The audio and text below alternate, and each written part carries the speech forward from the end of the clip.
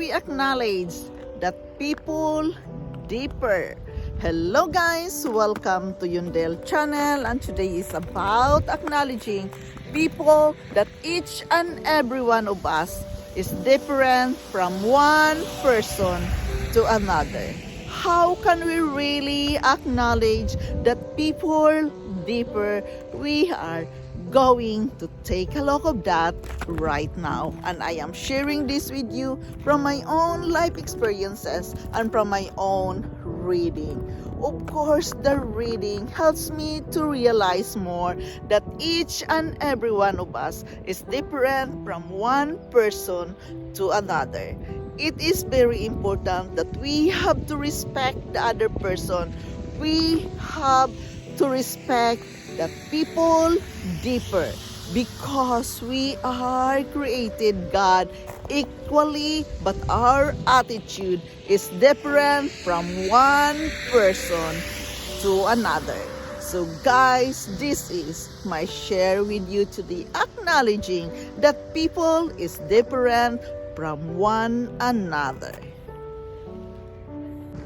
We must first realize that people or individuals differ from one another to the interplay between heredity and the environment. Hereditary and environment are complementary in determining the development of an individual, such as all the mental and social traits depends on the environment.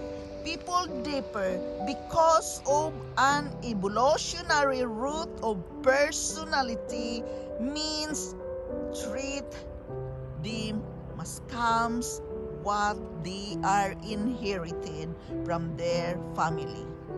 In fact, for humans, about half of the difference in personality are genetic. The rest of the variability in personality comes from our environment, such as life experiences and birth order.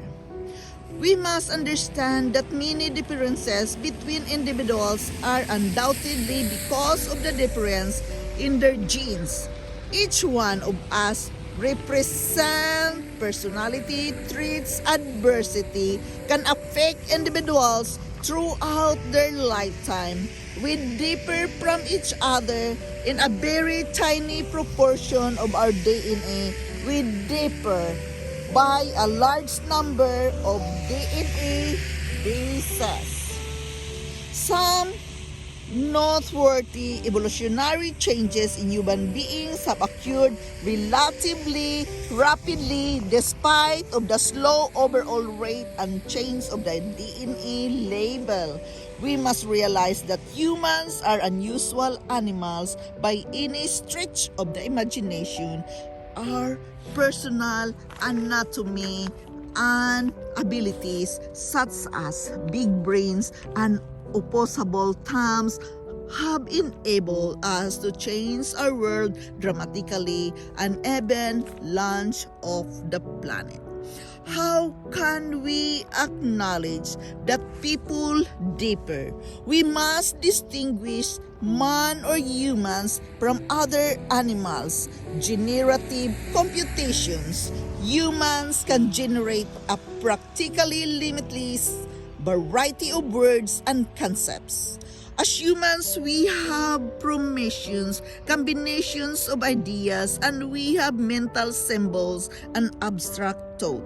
To acknowledge that people differ, humans are superior than the animals. We have an immortal soul, and that God commanded humans to roll over the animals. There you are.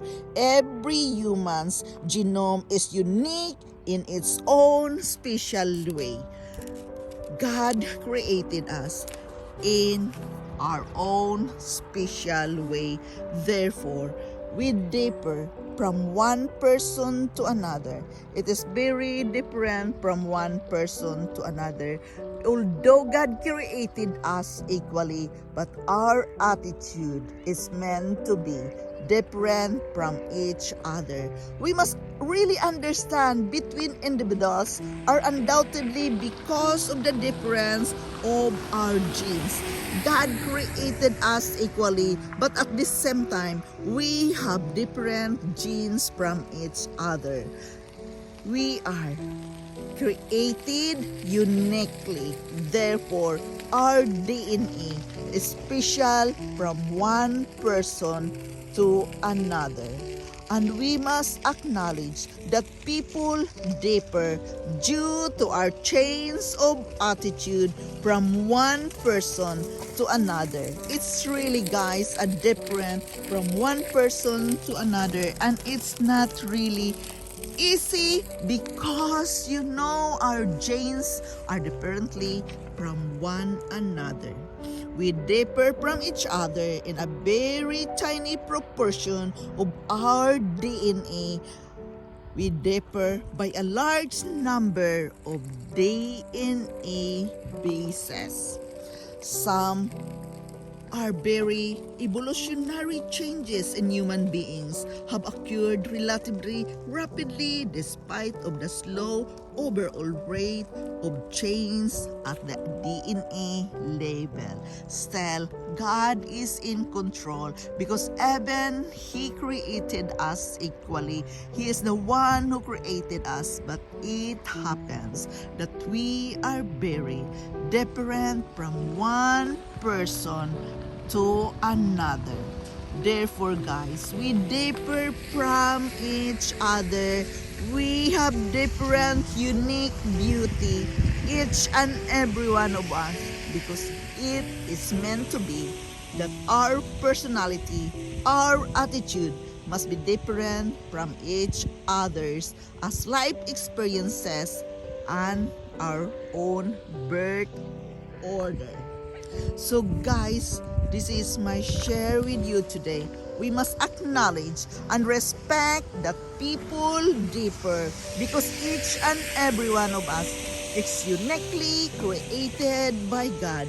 Each one of us represent a unique mix, different personality, treats adversity, and can affect individuals throughout our lifetime. Remember, our own attitude and character, not everybody can change it the way we like it. It's in your personality. You act like the way you want to be from according to the desire of your heart. We differ from each other because God meant it to be that our attitude is different from one person to another. How to acknowledge it? We can observe their attitude and characters, but we have to respect them who they really are, as we want them to respect us as well.